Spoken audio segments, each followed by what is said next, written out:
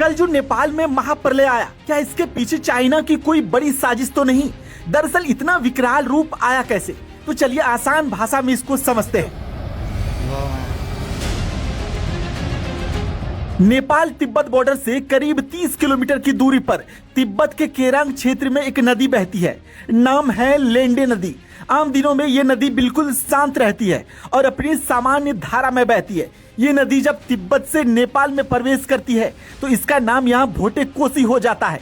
आम दिनों की तरह कल भी भोटे कोसी नदी अपनी मस्त चाल में बह रही थी और लोग सामान्य तरीके से इधर उधर घूम रहे थे। लेकिन इसी दौरान इस इलाके में 4.4 तीव्रता का भूकंप आता है। भूकंप के झटके के बाद तिब्बत के इस पहाड़ी क्षेत्र में जबरदस्त लैंडस्लाइड होता है। पहाड़ का एक बड़ा हिस्सा अचानक टूटकर नीचे की तरफ आने लगता है। इसके साथ बर्फ, चट्टाने और भारी मात्रा में मलबा तेजी से घाटी की ओर बढ़ता है और सीधे नदी के रास्ते में जा गिरता है। दरअसल मलबा इतना ज्यादा था कि नदी के निचले तरफ एक बांध बन जाता है। पानी आगे बढ़ने के बजाय पीछे की तरफ जमा होने लगता है। देखते ही देखते पहाड़ों के बीच एक पूरा झील बन जाता है। एक तरफ पहाड़ों से पानी लगातार झील में आ रहा था तो दूसरी तरफ उसके सामने मलबे की एक बड़ी दीवार खड़ी हो रही थी।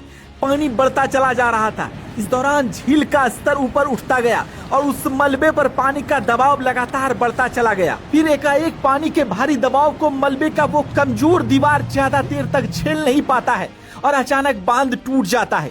इसके बाद झील में जमा पानी बेहद तेज रफ्तार से नीचे की ओर दौड़ पड़ता है। इसके रास्ते में जो घर, सड़कें, टूरिस्ट प्लेस आए, पानी उन्हें तबाह करते हुए आगे बढ़ता चला जाता है।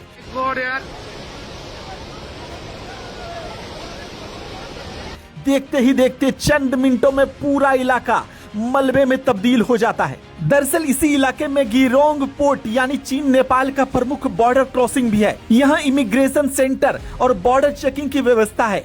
नेपाल से चीन तिब्बत जाने वाले लोगों को इसी रास्ते से गुजरना पड़ता है। दरअसल नेपाल तिब्बत बॉर्डर को पार करते हुए श्रद्धालु मानसरोवर और कैलाश पर्वत की ओर जाते हैं। इसलिए पूरा इलाका करीब 200 किलोमीटर का एक ऐसा गलियारा है जहां बड़ी संख्या में पर्यटक और श्रद्धालु आते जाते हैं। यानी जिस जगह ये तबाही आई है वहां आम दिनों में लोगों की अच्छी खासी आवाजाही रहती है, लेकिन कल इस तबाही ने एक तरह से पूरा सब कुछ खत्म कर दिया। इसके बाद यही बाढ़ नेपाल की तरफ बढ़ता है और यहाँ भी विकराल रूप लेता है। बाढ़ इतनी भयावह थी कि राहत और बचाव के लिए पहुंचे हेलीकॉप्टर को भी कई जगह उतरने तक की जगह नहीं मिल रही थी। और उसके बाद जो कुछ हुआ वो तस्वीरों में साफ दिखाई दे रहा है। सड़कें बह गई है, पुल टूट गए, मकान और गाड़ियां तेज बहाव के साथ बह रही है और कई इलाके पूरी तरह से बाढ़ में तब्दील है। इधर नेपाल के विदेश मंत्री ने जो कुछ कहा कि तबाही की बड़ी वजह हिमनद यानी ग्लेशियर का टूटना, उसके साथ आया भारी मलबा माना जा रहा है। और सबसे डराने वाली बात यह है, ये कोई धीरे धीरे बढ़ने वाली बाढ़ नहीं थी, ये फ्लैश फ्लड थी। यानी पानी अचानक आता है और बेहद रफ्तार से नीचे की ओर बढ़ जाता है। इसी वजह से लोगों को सुरक्षित जगह पर पहुंचने में ज्यादा समय नहीं मिला और बड़ी संख्या में लोग लापता हो गए।